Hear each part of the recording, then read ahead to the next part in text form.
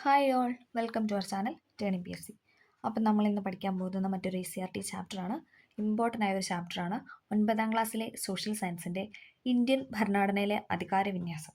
ചാപ്റ്ററിൻ്റെ പേരാണ് ഇന്ത്യൻ ഭരണഘടനയിലെ അധികാര വിന്യാസം. അപ്പോൾ നമ്മൾ പ്ലേലിസ്റ്റാക്കി കോൺസ്റ്റിറ്റ്യൂഷൻ്റെ കുറച്ച് ടോപ്പിക്കും കാര്യങ്ങളൊക്കെ ഇട്ടിട്ടുണ്ട്. അതും ECRTയുടെ ചാപ്റ്റേഴ്സ് തന്നെയാണ്. 7ാം ക്ലാസ്സിലെയും 6ാം ക്ലാസ്സിലെയൊക്കെ അതെന്ന് പറയുന്ന ബേസ് ആയിരുന്നു അല്ലേ. നമുക്കൊന്നും കോൺസ്റ്റിറ്റ്യൂഷൻ അതായത് ആദ്യമായിട്ട് ബേസ് ഒന്നും ഇല്ലാത്തവർ അല്ലെങ്കിൽ സ്റ്റാർട്ട് ചെയ്യുന്നവർക്കൊക്കെ എളുപ്പമാകാൻ വേണ്ടിയിട്ടാണ് ആ ക്ലാസ് ഇട്ടത്. അപ്പോൾ അത് കണ്ടതിന് ശേഷം മാത്രം ഇത് കാണുക. കുറച്ച് നമ്മൾ ഡീറ്റെയിൽ ആയിട്ടാണ്, കാരണം 9ാം ക്ലാസ്സിലെ ചാപ്റ്റർ ആണല്ലോ, കുറച്ച് നമ്മൾ ഡീറ്റെയിൽ ആയിട്ടാണ് പഠിക്കാൻ പോകുന്നത്. അപ്പോൾ നമുക്ക് സ്റ്റാർട്ട് ചെയ്യാം. ഇന്ത്യൻ ഭരണഘടനയിലെ അധികാര വിന്യാസം. ഓക്കെ, ആദ്യം തന്നെ ഇവിടെ ഒരു ബോക്സ് കൊടുത്തിട്ടുണ്ട്, നമുക്ക് വായിക്കാം. വർഷങ്ങൾക്ക് മുമ്പ് നാം വിധിയുമായി ഒരു കൂടിക്കാഴ്ച നടത്തി. വിധിയുമായ കൂടിക്കാഴ്ച നമുക്ക് ഫസ്റ്റ് സെൻറ്റൻസ് വായിച്ചപ്പോഴും മനസ്സിലായി അല്ലേ, നെഹ്റു പറഞ്ഞ കാര്യമാണ് അല്ലേ. സ്വാതന്ത്ര്യത്തിൻ്റെ അന്ന് ആ രാത്രി നെഹ്റു പറഞ്ഞ കാര്യങ്ങളാണ് നമ്മൾ ഈ പറയുന്നത്. ഓക്കെ, വർഷങ്ങൾക്ക് മുമ്പ് നാം വിധിയുമായി ഒരു കൂടിക്കാഴ്ച നടത്തി. ആ പ്രതിജ്ഞ പൂർണ്ണമല്ലെങ്കിലും സുപ്രധാനമായി തന്നെ നമ്മൾ നിറവേറ്റിയ സമയമായിരിക്കുന്നു. ഇന്ന് പാതിരാമണി മുഴങ്ങുമ്പോൾ ഇന്ത്യ ഉണർന്നെഴുന്നേൽക്കും അല്ലേ, നമുക്ക് സ്വാതന്ത്ര്യം ലഭിക്കും. പുതുജീവിതത്തിലേക്കും സ്വാതന്ത്ര്യത്തിലേക്കും. ഒരു യുഗം അവസാനിക്കുന്നു. ദീർഘനാളായി അടിച്ചമർത്തപ്പെട്ടിരുന്ന ഒരു രാഷ്ട്രത്തിന്റെ ആത്മാവ് ശബ്ദിക്കുന്നു. ഈ അപൂർവ നിമിഷത്തിൽ ഇന്ത്യയുടെയും ഇവിടുത്തെ ജനങ്ങളുടെയും മനുഷ്യരാശിയുടെയും ആകെ തന്നെയും സേവനത്തിനായി സ്വയം അർപ്പിച്ചുകൊണ്ട് നമുക്ക് പ്രതിജ്ഞ ചെയ്യാം. ഓക്കെ, അങ്ങനെ ഒരു ബോക്സാണ് ഫസ്റ്റ് കൊടുത്തിരിക്കുന്നത് അല്ലേ. സ്വാതന്ത്ര്യ പുലരിയിൽ പ്രഥമ പ്രധാനമന്ത്രി അല്ലേ, നമ്മുടെ ആദ്യത്തെ ഇന്ത്യൻ പ്രധാനമന്ത്രിയായ ജവഹർലാൽ നെഹ്റു രാഷ്ട്രത്തിന്റെ അഭിസംബോധന ചെയ്ത് നടത്തിയ പ്രസംഗത്തിലെ ഒരു ഭാഗമാണ് നൽകിയിട്ടുള്ളത് അല്ലേ. ഓക്കെ, നമുക്ക് നോക്കാം. വൈദേശിക ഭരണത്തിന്റെ കെടുതികൾ കൂടറിഞ്ഞ് പ്രതീക്ഷാനിർഭരവും ഉത്തരവാദിത്വപൂർണവുമായ പാതയിലേക്ക് രാജ്യത്തെ നയിക്കാനുള്ള ആഹ്വാനമാണ് ഭരണഘടനാ നിർമ്മാണ സഭയിൽ നെഹ്റു നൽകുന്നത്. 1947 ഓഗസ്റ്റ് 15 ഇന്ത്യ നേടിയ സ്വാതന്ത്ര്യം നമ്മുടെ ഭരണഘടനാ നിർമ്മാണ സഭയെ ഏൽപ്പിച്ച ഉത്തരവാദിത്വം വളരെ വലുതും പ്രധാനപ്പെട്ടതുമായിരുന്നു. 1947 ഓഗസ്റ്റ് 15 നമ്മുടെ സ്വാതന്ത്ര്യ ദിനമാണ് അല്ലേ. അന്ന് നമ്മുടെ ഭരണഘടനാ നിർമ്മാണ സഭയെ ഏൽപ്പിച്ച ഉത്തരവാദിത്വം വളരെ വലുതും പ്രധാനപ്പെട്ടതുമായിരുന്നു. ബ്രിട്ടീഷ് ഭരണത്തിൽ വിവേചനപരവും ജനാധിപത്യ വിരുദ്ധവും നീതിരഹിതവുമായ നടപടികൾക്ക് ജനങ്ങൾ വിധേയമാക്കപ്പെട്ടിരിക്കുന്നു. അക്കാലത്ത് ഇന്ത്യൻ സമൂഹത്തിൽ നിലനിന്നിരുന്ന ജാതി വ്യവസ്ഥയും മറ്റ് സാമൂഹിക ദുരാചാരങ്ങളും മനുഷ്യാവകാശ ലംഘനങ്ങളും ആധുനിക സമൂഹത്തിന് ചിന്തിക്കാൻ കഴിയുന്നതും അപ്പുറമായിരുന്നു. നമുക്കറിയാലേ, ആ സമയത്ത് ഒരുപാട് കഷ്ടതകൾ നമ്മുടെ ബ്രിട്ടീഷ് ഇന്ത്യ കാലത്ത് ഇന്ത്യക്കാരെ അനുഭവിച്ചിരുന്നു അല്ലേ. അടുത്തത്, സ്വാതന്ത്ര്യാനന്തരം ഇവയ്ക്കെല്ലാം പരിഹാരമാകുന്ന ഒരു ജനാധിപത്യ ഭരണക്രമവും ക്ഷേമരാഷ്ട്ര സംവിധാനവും ഉണ്ടാകണമെന്ന ചിന്ത നമ്മുടെ ദേശീയ പ്രസ്ഥാനത്തിനും ജനങ്ങൾക്കും ഉണ്ടായിരുന്നു.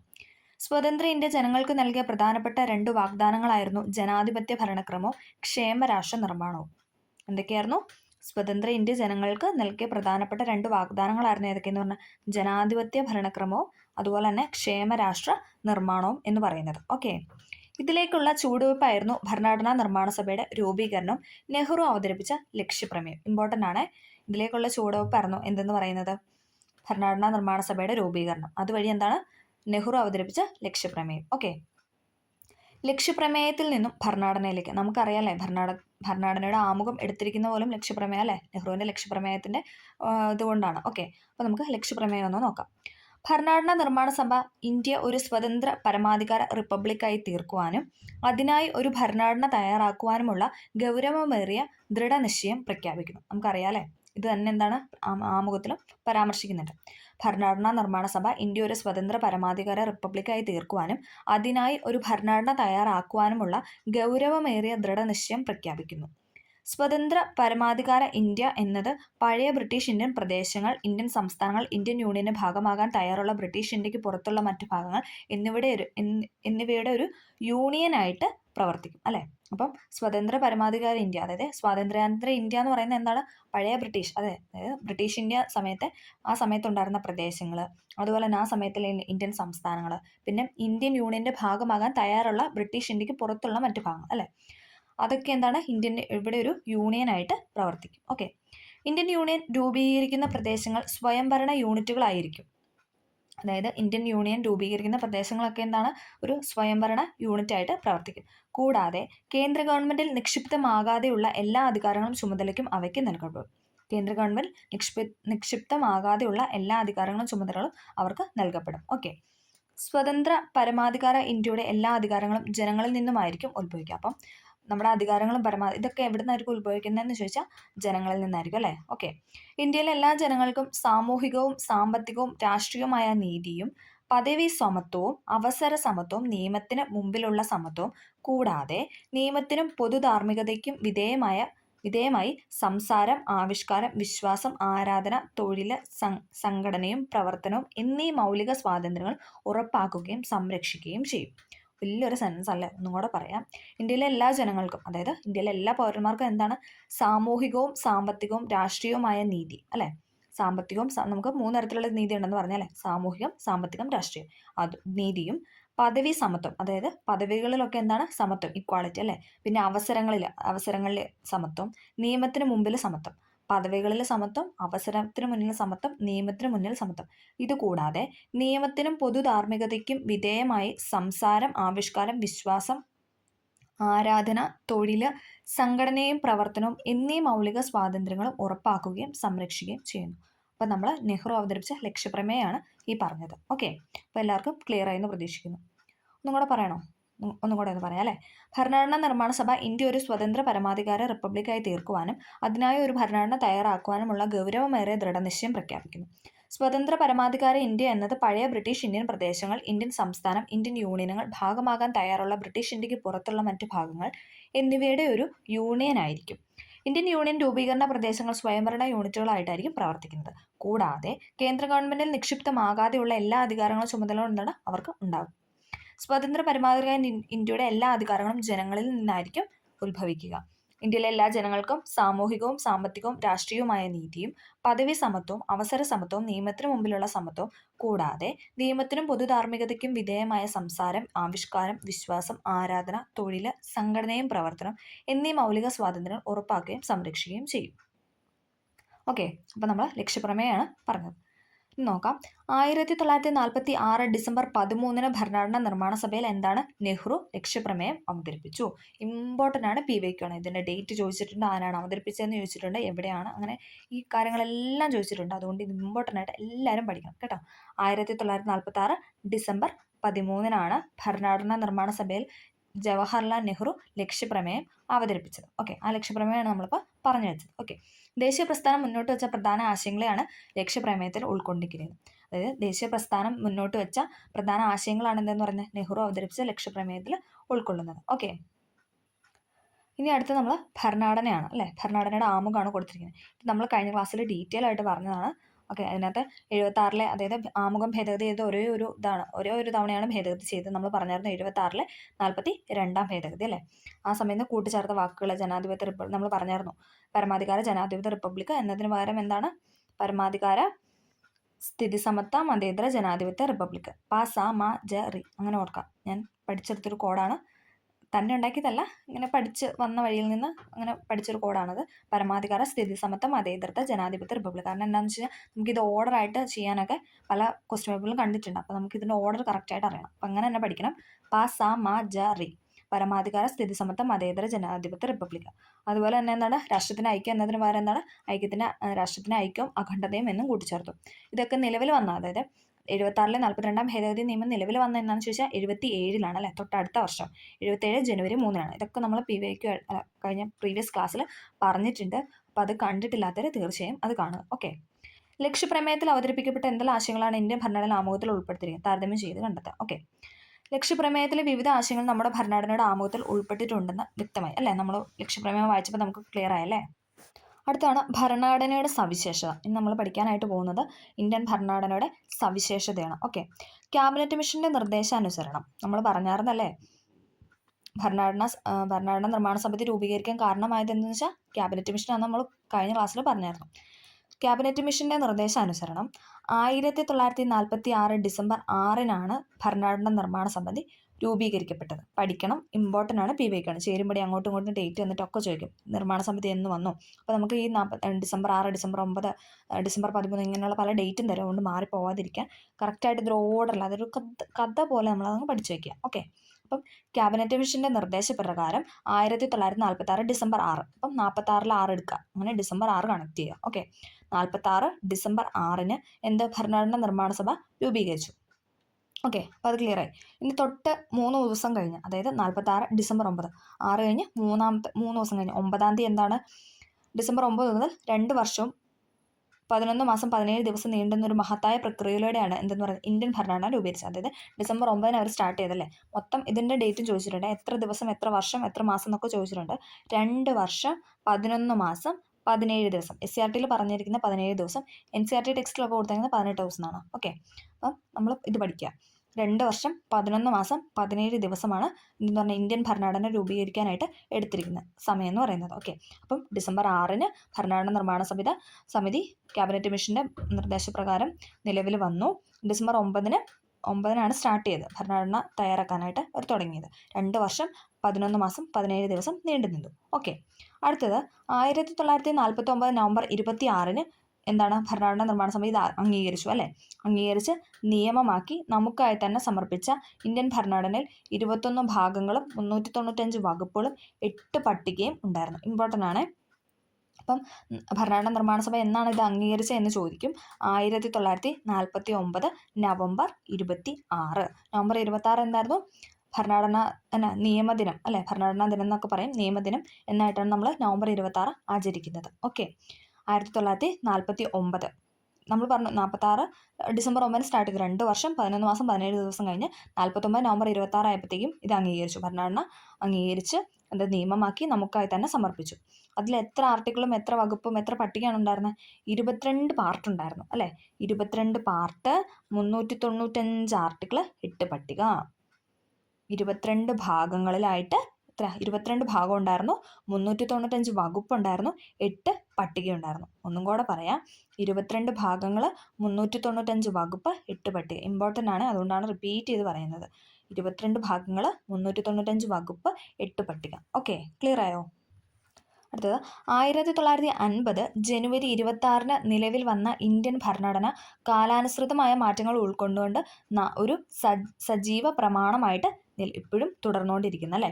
1950 ജനുവരി 26-ന് നിലവിൽ വന്ന ഇന്ത്യൻ ഭരണഘടന കാലാനുസൃതമായ മാറ്റങ്ങൾ ഉൾക്കൊണ്ടുകൊണ്ട് ഒരു സജീവ പ്രമാണമായിട്ട് തുടർന്നുകൊണ്ടിരിക്കുന്നു. ഓക്കെ, ഇന്ത്യൻ ദേശീയ പ്രസ്ഥാനം മുറുകെ പിടിച്ചതും ലക്ഷ്യപ്രമേയത്തിൽ സൂചിപ്പിച്ചതുമായ നിരവധി ആശയങ്ങൾ ഭരണഘടനയുടെ ഭാഗത്തിലുണ്ട്. വിശദമായ പഠനങ്ങൾക്കും ചർച്ചകൾക്കും ശേഷം തയ്യാറാക്കപ്പെട്ട ഭരണഘടനയുടെ സവിശേഷത നമുക്ക് പരിചയപ്പെടാം. ഓക്കെ, അപ്പം നമുക്ക് ഒന്ന് നോക്കാം. ആദ്യത്തെ പോയിന്റ് എന്ന് പറയുന്നത് എന്താണ്? ഏറ്റവും വലിയ എഴുതപ്പെട്ട ഭരണഘടന. നമ്മൾ പറഞ്ഞല്ലേ, എന്താ, 2 വർഷം 11 മാസം 17 ദിവസം എടുത്ത് നമ്മൾ ഭരണഘടന എഴുതി അല്ലേ. അപ്പോൾ എഴുതി തയ്യാറാക്കുമ്പോൾ ലോകത്തിലെ തന്നെ ഏറ്റവും വലിയ എഴുതപ്പെട്ട ഭരണഘടനയാണ് എന്തെന്ന് പറയുന്നത് ഇന്ത്യയുടെ ഭരണഘടന അല്ലേ. ഇന്ത്യയുടെ ഭരണഘടന എന്ന് പറയുന്നത് ലോകത്തിലെ തന്നെ ഏറ്റവും വലിയ എഴുതപ്പെട്ട ഭരണഘടനയാണ്. PYQ ആണ്, ചോദിച്ചിട്ടുണ്ട്. 1.5 ലക്ഷത്തോളം വാക്കുകൾ അടങ്ങിയ സമഗ്രവും വിപുലവുമായ രേഖ, രാജ്യത്തിൻ്റെ വൈവിധ്യവും വൈപുല്യവും പരിഗണിച്ചുള്ള വിശദമായ ഉള്ളടക്കം. ഇതാണ് എന്തെന്ന് പറയുന്നത് ഇന്ത്യൻ ഭരണഘടന എഴുതപ്പെട്ട ഭരണഘടന എന്നുകൊണ്ട് ഉദ്ദേശിക്കുന്നത്. നമ്മൾ എഴുതി ചേർത്തിട്ടുള്ള കാര്യങ്ങളാണ്. 1.5 ലക്ഷത്തോളം വാക്കുകൾ അടങ്ങിയ സമഗ്രവും വിപുലവുമായ രേഖ, രാജ്യത്തിൻ്റെ വൈവിധ്യവും വൈപുല്യവും പരിഗണിച്ചുള്ള വിശദമായ ഉള്ളടക്കമാണ് ഇന്ത്യൻ ഭരണഘടനയുടെ. അടുത്ത പോയിന്റാണ് പാർലമെന്ററി ജനാധിപത്യം. ഇന്ത്യയിൽ എങ്ങനെയാണ്? പാർലമെന്ററി ജനാധിപത്യമാണല്ലേ, പ്രസിഡൻഷ്യൽ അല്ല, പാർലമെന്ററി ആണ് ഇന്ത്യയിൽ ഫോളോ ചെയ്യുന്നത്. ഓക്കെ, കാര്യനിർവഹണ വിഭാഗത്തിലെ അംഗങ്ങൾ നിയമനിർമ്മാണ സഭയിൽ നിന്നുള്ളവരായിരിക്കും. അതായത് കാര്യനിർവഹണം, അതായത് ഈ കാര്യങ്ങളൊക്കെ നിർവഹിക്കുന്നതെന്ന് പറയുന്നത് ഇവിടെ നിയമനിർമ്മാണ സഭയിലുള്ള അംഗങ്ങളായിരിക്കും. നിയമനിർമ്മാണ വിഭാഗം കാര്യനിർവഹണ വിഭാഗത്തെ നിയന്ത്രിക്കുകയും ചെയ്യുന്നു. നിയമനിർമ്മാണ വിഭാഗം എന്താണ്? അതായത് കാര്യങ്ങൾ നിർവഹിക്കുന്ന വിഭാഗത്തെ നിയന്ത്രിക്കുകയും ചെയ്തു. അതാണ് പാർലമെന്ററി ജനാധിപത്യം കൊണ്ട് ഉദ്ദേശിച്ചത്. നമ്മൾ പറഞ്ഞു ഏറ്റവും വലിയ എഴുതപ്പെട്ട ഭരണഘടന. രണ്ടാമത്തെ പോയിന്റാണ് പാർലമെന്ററി ജനാധിപത്യം. ഇനി അടുത്ത് പറയുന്നതാണ് ദൃഢവും അയവുള്ളതുമായ ഘടന. നമ്മുടെ ഭരണഘടനയ്ക്കുള്ള ദൃഢവും അതേപോലെ എന്താണ് അയവുള്ളതും. ചില കാര്യം ദൃഢവുമാണ്, ചില കാര്യങ്ങൾ അയവുള്ളതുമായ ഘടനയാണ് ഇന്ത്യൻ ഭരണഘടനയത്. ചില വ്യവസ്ഥകൾ ഭേദഗതി ചെയ്യാൻ പ്രത്യേക നടപടിക്രമങ്ങൾ പാലിക്കേണ്ടതുള്ള ചില കാര്യങ്ങളൊക്കെ എന്താണ് ഭേദഗതി ചെയ്യാൻ അല്ലെ. അമെൻമെന്റ് നമ്മൾ പറഞ്ഞായിരുന്നല്ലേ, കൂട്ടിച്ചേർക്കലോ തിരുത്തലോ അതിനൊക്കെയാണ് നമ്മൾ ഭേദഗതി എന്ന് പറയുന്നത്. അത് ചെയ്യാനായിട്ട് എന്താണ് പ്രത്യേക നടപടിക്രമങ്ങൾ പാലിക്കേണ്ടതുണ്ട്. എന്നാൽ മറ്റു ചിലത് സാധാരണ നിയമനിർമ്മാണ രീതിയിൽ ഭേദഗതി ചെയ്യാം അല്ലേ. നോർമലായിട്ട് നമുക്ക് പെട്ടെന്ന് തന്നെ ചെയ്തെടുക്കാനായിട്ട് സാധിക്കും. അങ്ങനെ ചില കാര്യങ്ങൾ ദൃഢവുമാണ്, അതേപോലെ തന്നെ ചില കാര്യങ്ങൾ അയവുള്ളതുമാണ്. ഓക്കെ, അടുത്ത പോയിന്റാണ് മൗലിക അവകാശങ്ങളും മൗലിക കർത്തവ്യങ്ങളും. ഇത് നമ്മൾ ഡീറ്റെയിൽ ആയി പഠിച്ചായിരുന്നല്ലേ. ഓക്കെ, മൗലിക അവകാശങ്ങളും മൗലിക കർത്തവ്യവും. ഓരോ വ്യക്തിക്കും രാഷ്ട്രം ഉറപ്പുവരുത്തേണ്ട അടിസ്ഥാന അവകാശങ്ങൾ. പൗരർ രാഷ്ട്രത്തോടും സമൂഹത്തോടും പാലിക്കേണ്ട ഉത്തരവാദിത്തങ്ങൾ. മൗലിക അവകാശം എന്ന് ഉദ്ദേശിക്കുന്ന ഓരോ വ്യക്തിക്കും രാഷ്ട്രം ഉറപ്പുവരുത്തേണ്ട അടിസ്ഥാന അവകാശങ്ങളാണല്ലേ മൗലിക അവകാശം എന്ന് പറയുന്നത്. ഇനി കർത്തവ്യങ്ങൾ എന്താ? നമ്മൾ ഓരോരുത്തരും എന്താണ് നമ്മുടെ രാഷ്ട്രത്തോടും അല്ലെങ്കിൽ നമ്മുടെ സമൂഹത്തോടും ഒക്കെ പാലിക്കേണ്ട ഉത്തരവാദിത്തമാണ് എന്തെന്ന് പറയുന്നത് മൗലിക കർത്തവ്യങ്ങൾ എന്നതുകൊണ്ട് ഉദ്ദേശിക്കുന്നത്. ഓക്കെ, ഇതൊക്കെ നമ്മൾ കഴിഞ്ഞ ക്ലാസ്സിൽ ഡീറ്റെയിൽ ആയി പറഞ്ഞുകൊണ്ടാണ് ഞാനിങ്ങനെ അതിൻ്റെ ആ മെയിൻ പോയിന്റ് മാത്രം എടുത്തെടുത്ത് പറയുന്നത്. ഓക്കെ, അടുത്താണ് മാർഗനിർദ്ദേശക തത്വങ്ങൾ.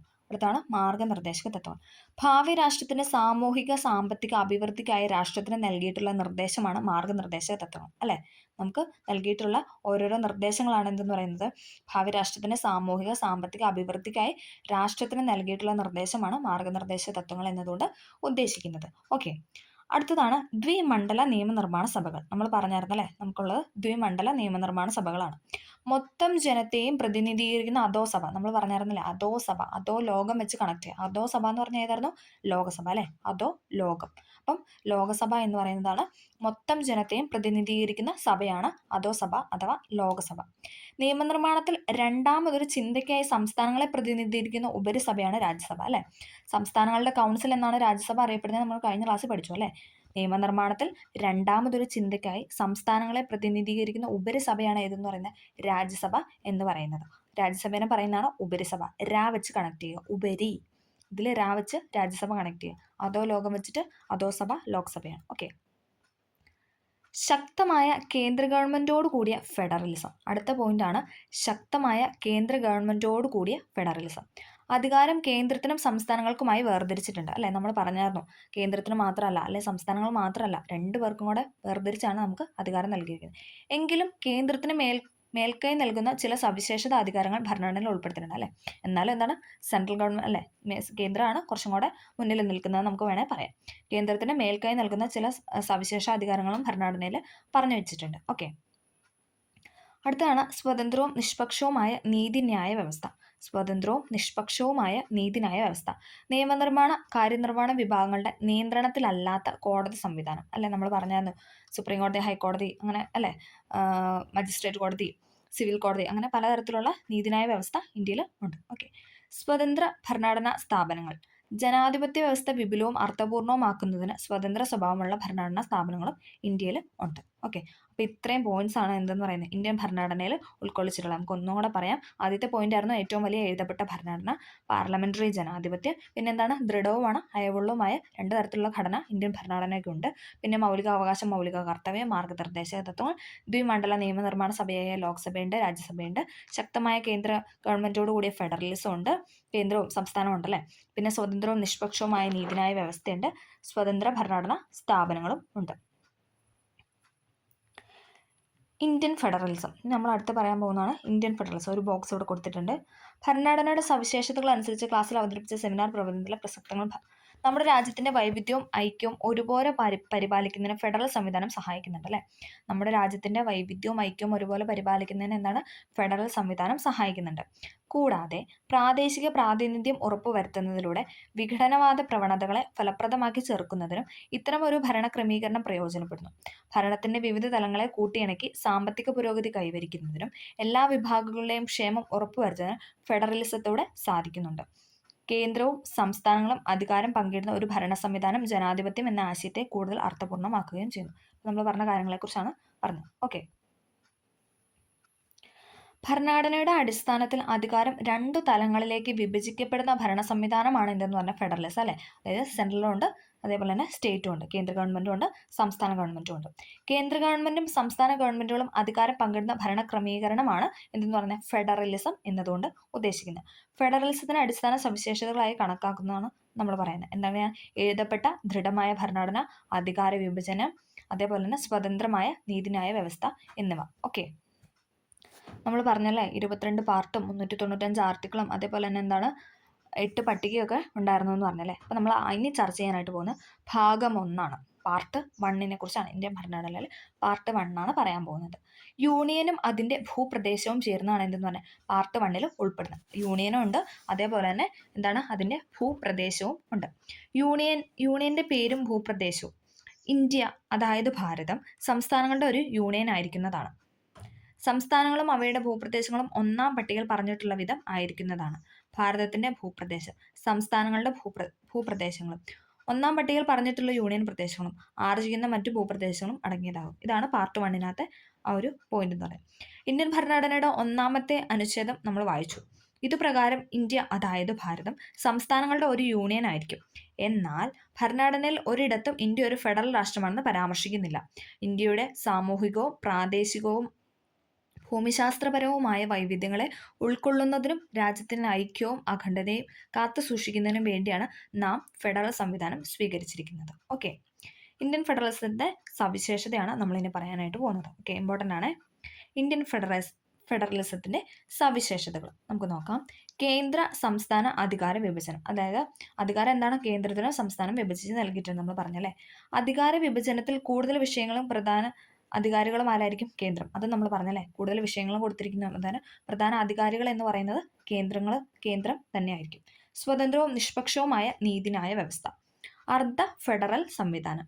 കേന്ദ്രത്തിനും സംസ്ഥാനങ്ങൾക്കുമായി ഒരു പൊതു ഭരണഘടന. രണ്ടുപേർക്കും 2 ഭരണഘടന ഉണ്ടോ? ഇല്ല അല്ലേ. കേന്ദ്രത്തിന് വേറെ അല്ലെ, സംസ്ഥാനങ്ങൾ അങ്ങനെ ഇല്ല അല്ലേ. നമുക്ക് ഇതിൽ ഒരു ഭരണഘടനയാണ് പൊതുവായിട്ട് അല്ലേ ഉള്ളത്. ഭരണഘടനയുടെ പരമാധികാരം. ഏക പൗരത്വം. ഭരണഘടന ഭേദഗതി ചെയ്യാനുള്ള അധികാരങ്ങൾ കേന്ദ്രത്തിന് മേൽക്കൈ അല്ലേ. ഇപ്പം നമുക്ക് ഭരണഘടനയിൽ എന്താ മാറ്റി വരുത്താൻ സംസ്ഥാനങ്ങൾക്ക് കഴിയുമോ? ഒരിക്കലും ഇല്ല അല്ലേ. കേന്ദ്രമാണ് അതെല്ലാം ചെയ്യുന്നത്. ദ്വിമണ്ഡല നിയമനിർമ്മാണ സഭ നമ്മൾ പറഞ്ഞു, ലോക്സഭയുണ്ട്, രാജ്യസഭയുണ്ട്. ഓക്കെ, ഇതൊക്കെയാണ് എന്തെന്ന് പറയുന്നത് ഇന്ത്യൻ ഫെഡറലിസത്തിന്റെ സവിശേഷത എന്നതുകൊണ്ട് അർത്ഥമാക്കുന്നത്. ഒന്നും കൂടെ പറയാം. കേന്ദ്ര സംസ്ഥാന അധികാര വിഭജനം. അധികാര വിഭജനത്തിൽ കൂടുതൽ വിഷയങ്ങളും പ്രധാന അധികാരങ്ങളും കേന്ദ്രത്തിനായിരിക്കും. സ്വതന്ത്രവും നിഷ്പക്ഷവുമായ നീതിന്യായ വ്യവസ്ഥ. അർദ്ധ ഫെഡറൽ സംവിധാനം. കേന്ദ്രത്തിനും സംസ്ഥാനങ്ങൾക്കുമായി ഒരു പൊതു ഭരണഘടനയുടെ പരമാധികാരം. ഏക പൗരത്വം. ഭരണഘടന ഭേദഗതി ചെയ്യാനുള്ള അധികാരങ്ങൾ കേന്ദ്രത്തിന് മേൽക്കൈ. ദ്വിമണ്ഡല നിയമനിർമ്മാണ സഭ. ഓക്കെ, ഇന്ത്യൻ ഭരണഘടന ഉയർത്തിപ്പിടിക്കുന്ന ജനാധിപത്യ പ്രതിബദ്ധതയുടെ മറ്റൊരു സവിശേഷതയാണ് ഇന്ത്യയുടെ ഫെഡറൽ ഘടന എന്ന് പറയുന്നത്. രാഷ്ട്രത്തിന്റെ അധികാരങ്ങൾ ഒരു തലത്തിൽ മാത്രം കേന്ദ്രീകരിക്കാതെ അവ കേന്ദ്ര സർക്കാരിനും സംസ്ഥാന സർക്കാരുകൾക്കും ഇടയിൽ വിഭജിച്ച് നൽകുന്ന സമീപനമാണ് ഇന്ത്യൻ ഭരണഘടന സ്വീകരിച്ചിട്ടുള്ളത്. അധികാര വിഭജനം പരാമർശിക്കുന്ന ഭരണഘടനയുടെ 7-ാം പട്ടിക നമുക്കൊന്ന് പരിശോധിക്കാം. ഓക്കെ, നമ്മളിനി 7-ാം പട്ടിക അഥവാ അധികാര വിഭജനം, ഡിവിഷൻ ഓഫ് പവേഴ്സ്, ഇതാണ് പഠിക്കാനായിട്ട് പോകുന്നത്. അധികാര വിഭജനം. യൂണിയൻ ലിസ്റ്റ്, സ്റ്റേറ്റ് ലിസ്റ്റ്, സമവർത്തി ലിസ്റ്റ് അഥവാ കൺകറന്റ് ലിസ്റ്റ്, അവശേഷിക്കുന്ന അധികാരങ്ങൾ അതാ റെസ്യൂട്ടറി പവേഴ്സ്. ഇതൊക്കെയാണ് എന്തെന്ന് പറയുന്നത് അധികാര വിഭജനത്തിനകത്ത്, അതായത് 7-ാം പട്ടികയിൽ ഉൾപ്പെട്ടിരിക്കുന്നത്. നമുക്ക് ഓരോന്നോരോന്നായിട്ട് പഠിക്കാം. യൂണിയൻ ലിസ്റ്റ് ഇമ്പോർട്ടൻ്റ് ആണ്. യൂണിയൻ ലിസ്റ്റ് കേന്ദ്ര ഗവൺമെന്റിന് സമ്പൂർണ്ണ നിയമനിർമ്മാണ അധികാരമുള്ള വിഷയങ്ങളുടെ ഒരു പട്ടികയാണ്. അതായത് കേന്ദ്ര ഗവൺമെന്റിനായിരിക്കും എന്ന് പറഞ്ഞാൽ സമ്പൂർണ്ണമായിട്ടും ആ നിയമം നിർമ്മിക്കാനുള്ള അധികാരങ്ങളൊക്കെ നൽകുന്നത്. ആ പട്ടികയാണ് ഇതെന്ന് പറയുന്നത് യൂണിയൻ ലിസ്റ്റ് എന്നതുകൊണ്ട് ഉദ്ദേശിക്കുന്നത്. ഭരണഘടന നിലവിൽ വന്നപ്പോൾ 97 വിഷയങ്ങളുണ്ടായിരുന്നു. ഇമ്പോർട്ടൻ്റ് ആണ്, വിവേക് ചോദിച്ചിട്ടുണ്ട്. എത്ര വിഷയം ഭരണഘടന നിലവിൽ വന്നപ്പോൾ എത്ര യൂണിയൻ ലിസ്റ്റ് ഉണ്ടായിരുന്നു എന്ന് ചോദിച്ചിട്ടുണ്ട്. 97. ഓക്കെ, ഭരണഘടന നിലവിൽ വരുമ്പോൾ 97 വിഷയങ്ങളായിരുന്നു യൂണിയൻ ലിസ്റ്റിൽ ഉൾപ്പെട്ടിരിക്കുന്നത്. ഉദാഹരണം, അതായത് എക്സാമ്പിളാണ്, ഇമ്പോർട്ടൻ്റ് ആയ കുറച്ച് എക്സാമ്പിൾ. ഇതും SCRT പറഞ്ഞിരിക്കുന്നതുകൊണ്ട് നമ്മളത് മസ്റ്റായിട്ടും പഠിച്ചേ പറ്റുള്ളൂ. കാരണം SCRT പറഞ്ഞ പോയിന്റ്സാണ് കൂടുതലും എന്താണ് PSCക്ക് ഇഷ്ടം. വിദേശകാര്യം, പ്രതിരോധം, റെയിൽവേ, ബാങ്കിങ്, പൗരത്വം, ഇതെല്ലാം എന്താണ് യൂണിയൻ ലിസ്റ്റാണ്. വിദേശകാര്യങ്ങൾ, പ്രതിരോധം, റെയിൽവേ, ബാങ്കിങ്, നമ്മുടെ പൗരത്വം അല്ലെ, സിറ്റിസൺഷിപ്പ്, ഇതൊക്കെ നമുക്ക് എവിടെയാണ് യൂണിയൻ ലിസ്റ്റാണ്. അതായത് 7-ാം പട്ടികയിലെ യൂണിയൻ ലിസ്റ്റാണ് ഉൾപ്പെട്ടിരിക്കുന്നത്. ഓക്കെ, കേന്ദ്ര ഗവൺമെന്റിനായിരിക്കും സമ്പൂർണ്ണ അധികാരം എന്ന് നമ്മൾ പറഞ്ഞു. 97 വിഷയങ്ങളാണ് ഇന്ത്യൻ ഭരണഘടന നിലവിൽ വന്നപ്പോൾ യൂണിയൻ ലിസ്റ്റിൽ ഉണ്ടായിരുന്നത്. വിദേശകാര്യം, പ്രതിരോധം, റെയിൽവേ, ബാങ്കിങ്, പൗരത്വം തുടങ്ങിയവയൊക്കെ എവിടെയാണ് ഉൾപ്പെടുന്നത്? യൂണിയൻ ലിസ്റ്റാണ് ഉൾപ്പെടുന്നത്. ഓക്കെ, അടുത്തതാണ് സംസ്ഥാന ലിസ്റ്റ്. ഓക്കെ, അടുത്തതാണ് സംസ്ഥാന ലിസ്റ്റ് അഥവാ സ്റ്റേറ്റ് ലിസ്റ്റ്. സാധാരണഗതിയിൽ സംസ്ഥാന ഗവൺമെന്റുകൾക്ക് നിയമനിർമ്മാണ അധികാരമുള്ള വിഷയങ്ങളുടെ പട്ടിക. അതായത് നോർമലി നമുക്ക് സ്റ്റേറ്റ് ഗവൺമെന്റിന് നിയമനിർമ്മാണം ചെയ്യാനുള്ള അധികാരങ്ങളിൽ പെടുന്നവയാണ് ഇവിടെ ഉൾപ്പെടുത്തിയിട്ടുള്ളത്. സംസ്ഥാന ലിസ്റ്റ് അഥവാ സ്റ്റേറ്റ് ലിസ്റ്റിൽ ഉൾപ്പെടുത്തിയിട്ടുള്ളത്. ഇതിൽ 66 വിഷയങ്ങളായിരുന്നു ഇന്ത്യൻ ഭരണഘടന നിലവിൽ വന്നപ്പോൾ ഉണ്ടായിരുന്നത്. 66 വിഷയങ്ങൾ. നമ്മൾ പറഞ്ഞു യൂണിയൻ ലിസ്റ്റിൽ ഇന്ത്യൻ ഭരണഘടന നിലവിൽ വന്നപ്പോൾ 97 വിഷയമായിരുന്നു ഉണ്ടായിരുന്നത്. അതേസമയം സംസ്ഥാന ലിസ്റ്റ് അഥവാ സ്റ്റേറ്റ് ലിസ്റ്റ് ആയപ്പോൾ 66 വിഷയങ്ങളുണ്ടായിരുന്നു. അതിൽ ഇമ്പോർട്ടൻ്റ് ആണ് ഏതൊക്കെയെന്ന് പറയുന്നത് കൃഷി, ജയില്, പോലീസ്, തദ്ദേശ സ്വയംഭരണം. പോലീസ് ഇമ്പോർട്ടൻ്റ് ആണ്. പോലീസ്, ജയില്, കൃഷി എന്നൊക്കെ പറയുന്നത് എവിടെയാണ്? സംസ്ഥാന ലിസ്റ്റിൽ ഉൾപ്പെട്ട വിഷയങ്ങളാണ്. ഓക്കെ, കൃഷി, ജയില്, പോലീസ്, തദ്ദേശ സ്വയംഭരണം എന്നിവ എന്താണ്? സംസ്ഥാന ലിസ്റ്റിലാണ് ഉൾപ്പെടുത്തിയിരിക്കുന്നത്. അതായത് സംസ്ഥാന ഗവൺമെൻറ്റുകൾക്ക് നിയമനിർമ്മാണ അധികാരമുള്ള വിഷയങ്ങളുടെ പട്ടികയാണിതിൽ. 66 വിഷയങ്ങളായിരുന്നു ഉണ്ടായിരുന്നത്. ഓക്കെ, അടുത്തതാണ് സമവർത്തി ലിസ്റ്റ് അഥവാ കൺകറന്റ് ലിസ്റ്റ്. സമവർത്തി ലിസ്റ്റ് അഥവാ കൺകറന്റ് ലിസ്റ്റ്. കേന്ദ്ര ഗവൺമെന്റിനും സംസ്ഥാന ഗവൺമെന്റുകൾക്കും നിയമനിർമ്മാണ അധികാരമുള്ള വിഷയങ്ങളുടെ പട്ടിക. അതായത് സെൻട്രൽ ഗവൺമെന്റിനും ഉണ്ട് അധികാരം, അതോടൊപ്പം എന്താണ് സ്റ്റേറ്റ് ഗവൺമെന്റിനും അധികാരമുണ്ട്.